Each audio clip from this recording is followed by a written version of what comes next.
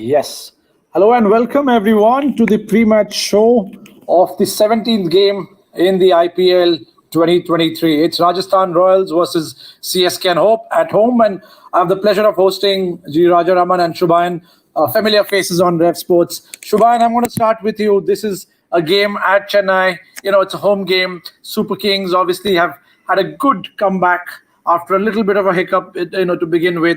Obviously, they're doing well at home. And just to let everyone know, Dhoni has won the toss and CSK will bowl first. Shubhayan, your thoughts on today's game? How much of a role will the home atmosphere play? They seem to be doing well.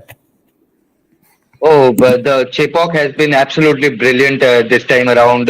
Many people are thinking that this might be Dhoni's last season, so the atmosphere has been extra special, I would rather say. And the three new renovated stands that have added those extra spectators into the stadium, and Chepauk, MS Dhoni, it's just not a fan base; it's an emotion for them. And Rajasthan Royals, before the match, they released a small clip of George Butler and their teammates talking about MS Dhoni, and everyone was saying that MS Dhoni at Chepauk. Even George Butler said that looking forward to seeing him and playing against him in that home atmosphere. So it's a special occasion.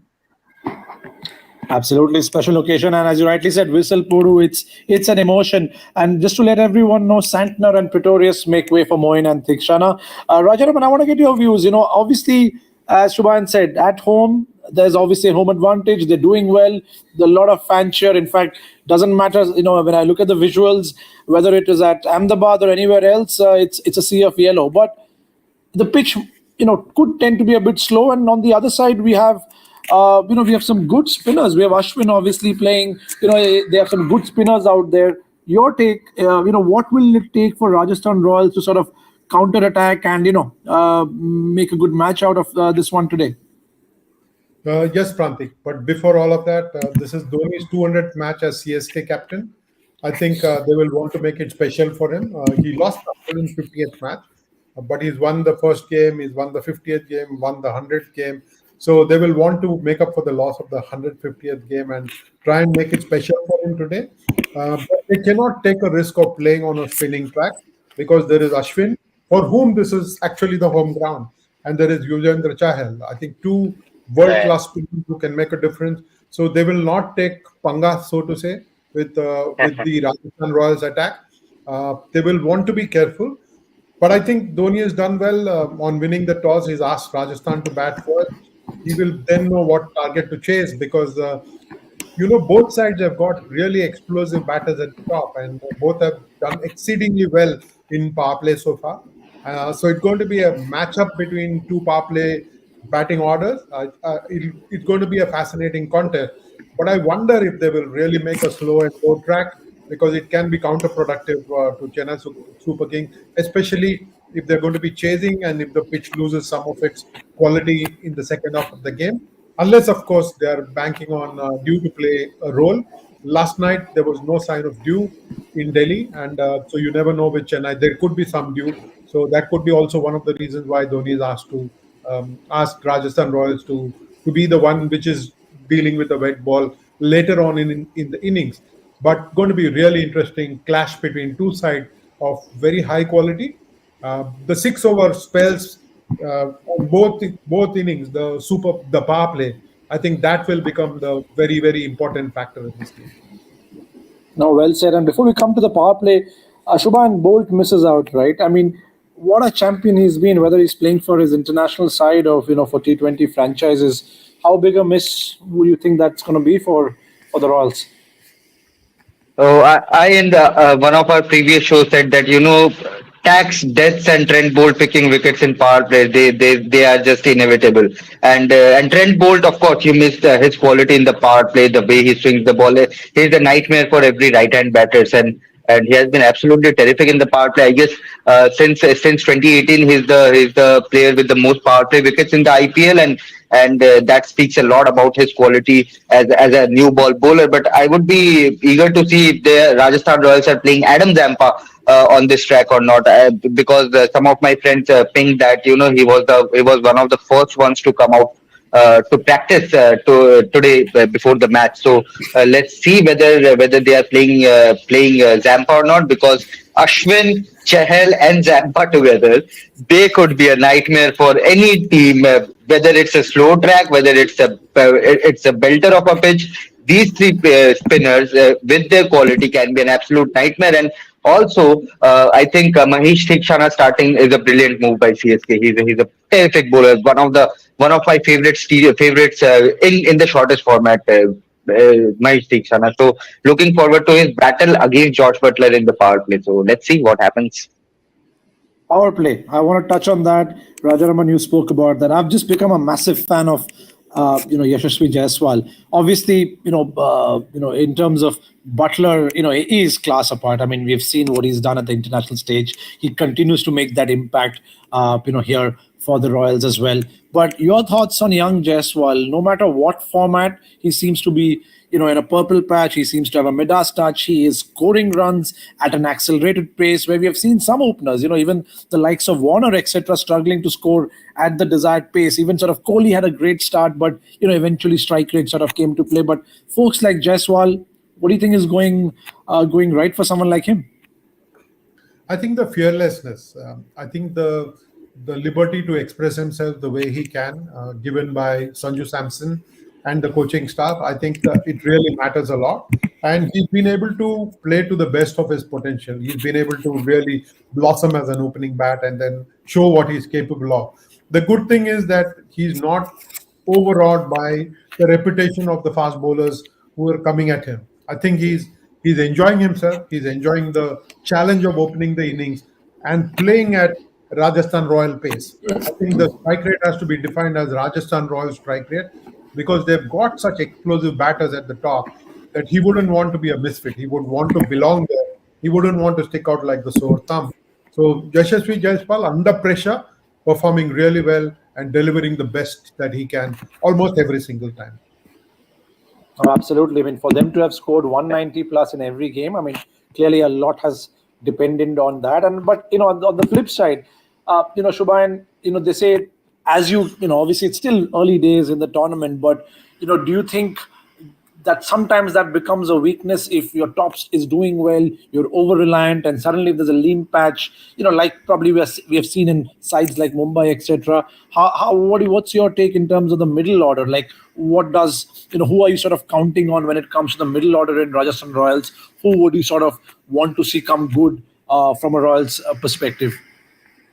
I think they have done fairly well. Of course, Josh Butler and Yashasvi Jaiswal, with the kind of form they are in, they score the majority of their runs. But Sanju Samson at number three, and a good thing that Rajasthan Royals have done is that they have moved Devdutt Padikkal away from that number four spot. It is not his natural role, and it is unfair for a youngster like Devdutt, who is naturally an opener, to not even bat at number three. If he's not batting at number three, he's not a power hitter, so there's no place in that middle order. But Shimran Hetmeyer has done well as a finisher, but over the years I have seen Riyan Parag do so well for Assam in domestic cricket. This season, the last season, I mean, he smashed it for Assam, beat with the ball, beat with the bat, 85 sixes total in the domestic circuit, I think. But I don't know why, but Riyan Parag for Rajasthan Royals in IPL, I think he has not justified the kind of talent he possesses. And Riyan Parag is a guy, Sangakkara last year around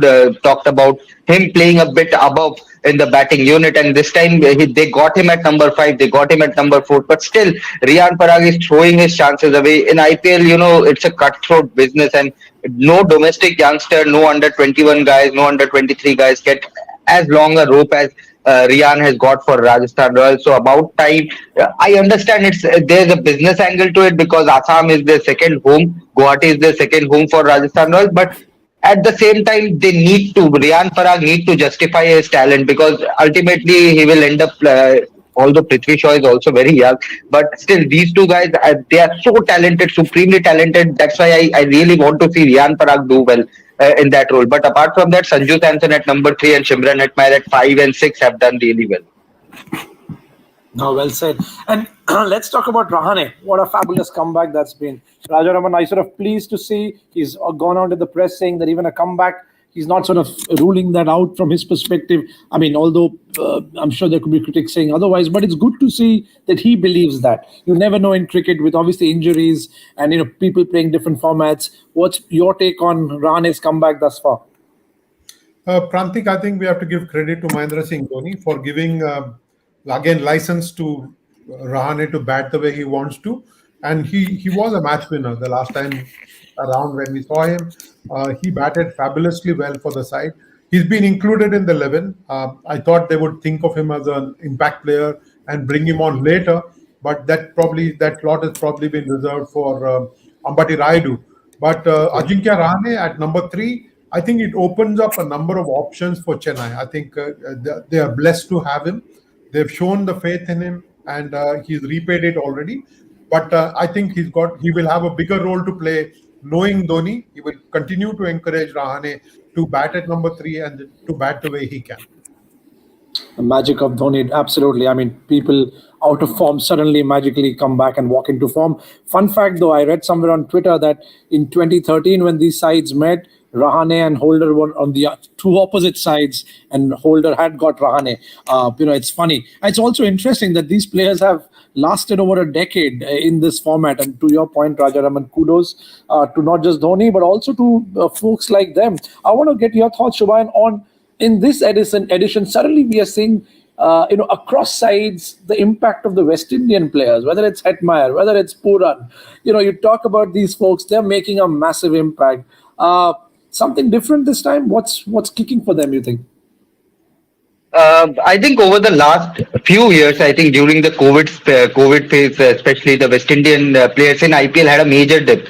They were either not scoring runs, they were not picking up wickets. But this time around, Shimran Hetman, Nicholas Puran, Alzari Joseph is another name that I would like to take here for Gujarat Titans. They have been absolutely brilliant, and I think that goes along with the line that they have played so much of T20 cricket. We know that West Indian guys they own this format of the game. They like to enjoy entertainment cricket together. That is their the Caribbean style of playing cricket, and I think CPL, the experiences of playing in so many other leagues, so many other competitions. They know the majority of overseas guys that are playing in this league. They have played along each other, either shared the dressing room, either shared the field as opponents. So I think that has also played a major role. Now, when you see a Nicholas Puran smash the other domestic, other overseas pacers like a Nokia or a Markwood, I'm just giving examples. They have played against them not only in internationals but in other domestically other T20 franchisee leagues as well.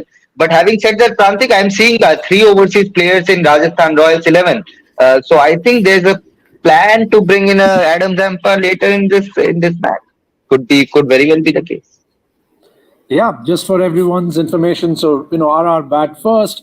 Butler, Jaiswal, Sanju, who's the captain keeper, Devdutt Padikkal, Shimran Hetmeyer, Dhruv Jurel. We'll talk about him. Ashwin, who's taken the most number of wickets, in Chepauk, Jason Holder, Kuldeep Sen, Sandeep Sharma, Yuzvendra Chahal. On CSK, who's obviously bowling, what an opening pair. Conway, Gaikwad, Rahane, who's in comeback in good form. And obviously you have Moeen Ali, Shivam Dube, Jadeja. We'll talk about his impact. Dhoni, the mastermind, Sisanda Magala, Tushar Deshpande, Tikshana, Akash Singh. Rajaraman, I want to get your thoughts on things. Let's talk about the CSK, bowling. Tushar Deshpande. Are you sort of surprised to see him in the first 11? Oh, this is typical Mahendra Singh Dhoni. I don't think we should be surprised at anything that he does. He's kind of giving the confidence to a man who was used as an impact player and who I called an unimpact player at one point of time because he was bowling those no balls. He was making absolutely no impact. But this is Dhoni. This is Dhoni who gives his players complete license. I think he has encouraged him. Despite holding out a warning where he said you will have to find a new captain in case you continue bowling no balls and wides. I think this is typical Dhoni. I'm not surprised at all that Tushar is in the 11. They have given themselves the option of including Ambati Rayudu as an impact player. They've also got Santner just in case they need the additional spin bowling option early on. And if the pitch does help spinner, they will fall back on Santner. And I think they have covered all bases. It's going to be an exciting game. Basically, it's going to be Dhoni's captaincy, which will probably lend the edge to Chennai Super Kings tonight. Yeah, Rajaraman has made his predictions subtly very clear, but that's the beauty, right? Anhoni ko honi And kalte Prantik, dhoni, as they say. Yeah. And Prantik, more than Tushar Pandey, watch out for Akash Singh. Very bright talent, was with the Rajasthan Royals for many years, but didn't get a game. I think he didn't even get a game. Left arm pacer, can swing the ball back in. Very similar to what Trent Bolt has been doing, but not of that high quality. But yes, watch out for Akash Singh, a very bright talent. Now let's talk. I wanted to get your thoughts on. You follow domestic cricket closely. I mean, again, we spoke about the West Indians, but we're also seeing, the coming of age of the domestic players. I mean, obviously everyone's going gaga, rightfully over Rinku Singh. We have seen, Badoni, we have seen Ritik play some good innings. Dhruv has had a good start. In today's game, who are maybe from each side, who are one or two of the local domestic players that you're sort of counting on and you want them to sort of perform well because, ultimately these folks could become a solid bench for Team India eventually. Any names that you want to talk about? Oh, there are many names. There are many names. I could go on and on about this, but from Rajasthan Royals, as you have also rightly pointed out, Yashasvi Jaiswal is undoubtedly a lambi race ka ghoda, as we say. Has that Mumbai's kharoos pana in him. Doesn't get first by all the big names around him. So he can bowl leg spin as well. So hopefully Rajasthan Royals will start using him as a leg spinner as well because he's a decent quality leg spinner as well. Rinku Singh, as you said, I am extremely surprised that he has not played for India A so far. Across Right. formats in domestic cricket, he has an average of 50 plus. So every time this Dhruv Jurel guy, he's of the same team as Rinku Singh UP, and Dhruv Jurel is a traditional opener. I have like out of 20 times, 18 times their top order fails and Rinku Singh at number 5 bails them out. This is the story of Uttar Pradesh. They star-studded batting lineup and Rinku has been doing this for many years now. If you have to take CSK, then of course Ruturaj Gaikwad, he has played India, but still a very young talent. And Akash Singh is someone whom I had mentioned. There from KKR, there are a bunch of talents. Sharma is one I would like to see how he develops because of he had gone through his fair share of Delhi cricket's politics around him. So that is another talent that I'm looking forward to. But as if I open the squad, there will be at least two names from each squad that can for Mumbai Indians Tilak Verma. Like Yashasvi Jaiswal, I feel Tilak Verma and Yashasvi Jaiswal are two talents that will serve India for long. They are mature, way ahead of time, and India are lucky to have this guy around. And Shubman Gill, can we count him in as a youngster? He's still 22. Yeah, I read a joke somewhere that in the IPL there should probably be a franchise just loaded with young Indian talent sort of competing against the other franchises. But that's for another day. Rajaraman, I want to get your views. Talk about impact players, but tell us a bit more about the impact of Ravindra Jadeja. We saw in the last match. I mean, cotton bold. I mean, athleticism. Batting. And what sort of value? I mean, obviously Dhoni, like you spoke about his magic, but Jadeja, second to none. Absolutely, second to none, no doubt about that. But to me, Prantik, the most fascinating aspect is how Dhoni and Jadeja and the rest of them, how he's got back seamlessly to this side and how he's playing the big role. I remember last year was a bit of a nightmare time for the team and for Ravindra Jadeja. They seem to have had a fallout, but see how beautifully they have papered the cracks and have come back and how he's contributing his might to the side. Uh, Ravindra Jadeja has to be one of the biggest stars today. Uh, can not only bat and bowl brilliantly, but I think is outstanding on the field. After so many years, he continues to keep his fielding at such a high standard that he's able to just lock his hands and get that return catch. I mean, very few people would have attempted a catch like that. Many would have wanted to get away from the line of the ball, but he put his hand up and then the ball kind of got stuck there. So he's outstanding fielder, and as some of the selectors point out, he's a three-dimensional lad. Perhaps he even thinks as a captain, like he's led sides before, and I think he can contribute immensely. So it's always a joy to see Jadeja contribute to the team and to how CSK has made him feel really welcome. And it's probably one of the most fascinating stories that has not been attempted so far on how he has kind of come back into the fold and made it look like he never went away. Indeed, indeed. And to be fair, Shubhan, you spoke about literally you listed more than 11 people in terms of youngsters from India who are knocking on the selectors' doors. But to be fair, there's a contrary point that if I look at today's 11 from both sides, if I see a Shivam Dubey or if I see a Particle, these are folks who have had great seasons, both in IPL, in Syed Mustaq Ali and other domestic formats. They've got a little bit of a decent chance, just like perhaps a Vijay Shankar, but they have not been, or even Venkatesh Iyer for that matter, but they've not been able to sustain their or cement their place, so to speak. Is it because too much competition? Is it because injury? Too much cricket? What's your take? I mean, I would love to see someone like a Sarfaraz or a Yashasvi, as you said, genuinely a Shubman cement and play for a decade at least. What do you think? Perhaps doesn't always necessarily work out when you look at a Shivam Dubey or a Particle. I'll give you an example of a Shubman Gill. He, when you see him play, even if he doesn't score a half century or a century, even if he scores 10 runs, two boundaries he will score. You will see that, you will witness that and say, he's a special talent. He's a rock star. He's going to be something big. But Shivam Dubey, there's a technical issue. I seriously feel. I had mentioned it when they picked up when the other team, his previous team had picked him up. I had mentioned in my previous organization also that Shivam Dubey has a technical issue. Venkatesh Iyer, he played a brilliant knock last time also, but he also has a technical issue. His feet doesn't move. And in international cricket, in IPL, it's so rushy. You travel, you don't get time to prepare as thorough as you can get your time in international cricket.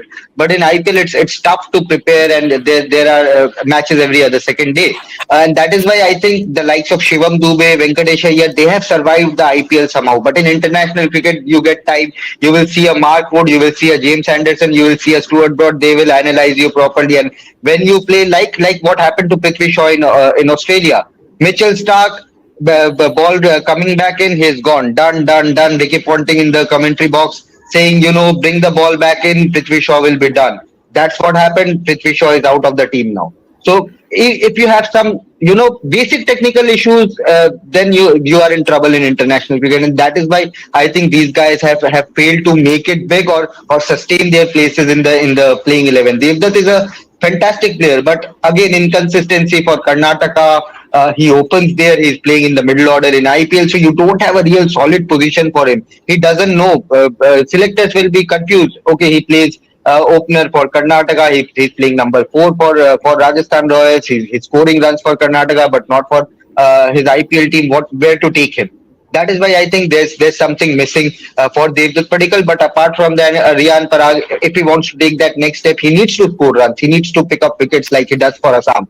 And as Rajaraman sir in the previous shows has mentioned, IPL, it's sad, but IPL has become that spotlight gainer.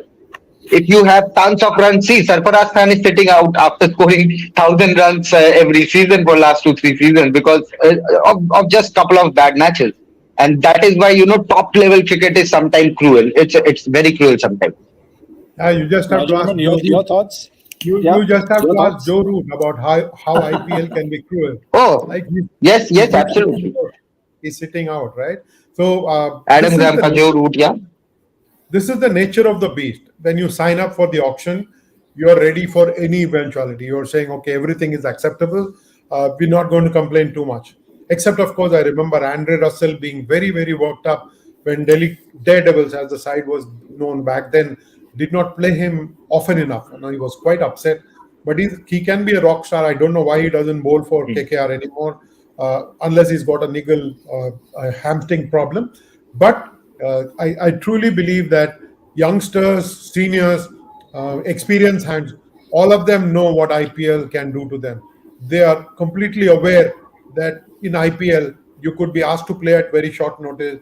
You could have long spells where you don't get a game, and suddenly you have to come in and perform. So I think all of them are mentally ready.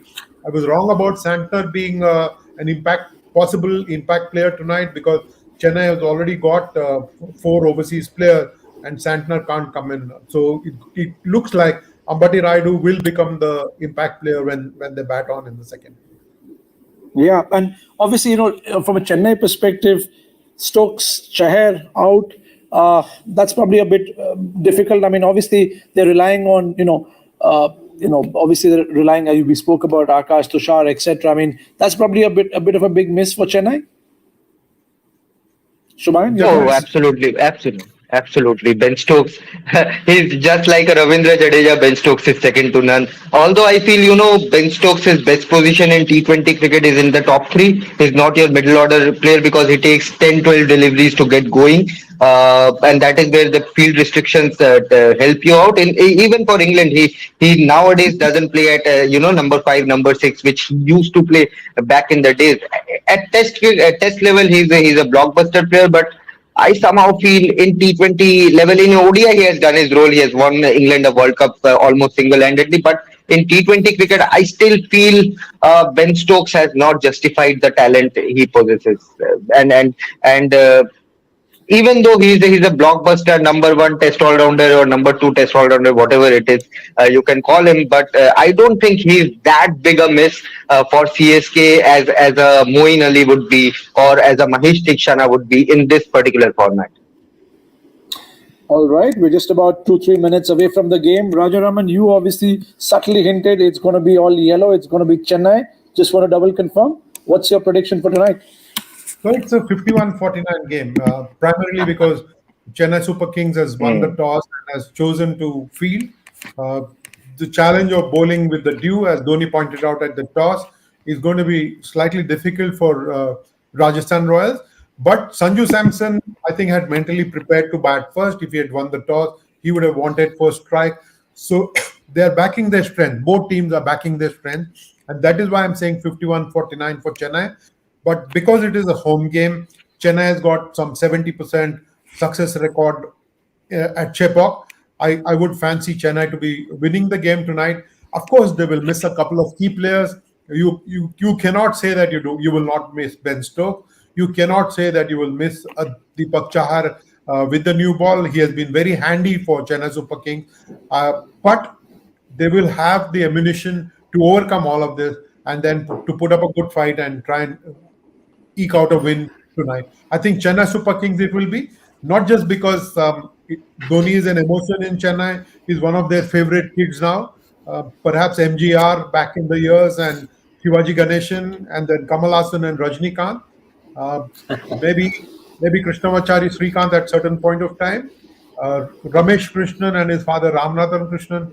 But here is an adopted son who just rocks Chennai like he owned it. Very And well and put, Shubhayan. adopted son against the local guy Ravichandran Ashwin. So that will be a talent.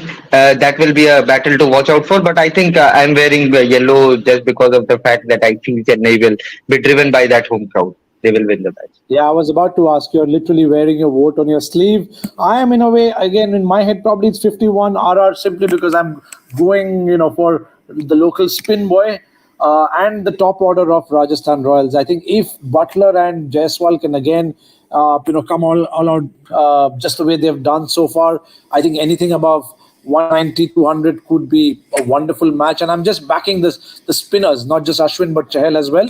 But we'll see. It's game time. Umpires have walked in. Rajaraman, Prantik, last comments? it might actually boil down to which side does not miss its superstar. Whether Rajasthan misses Trent Bolt more or whether Ben Yeah. Stokes is missed more by Chennai. That could become one part of the game tonight. We will sit back and enjoy the game and catch up soon after the game. Of course. All right. Let's enjoy the game. Thank you, Shubhayan. Thank you, Rajaraman. Have Thank a good you. one, and we'll see you after the game. Thank you.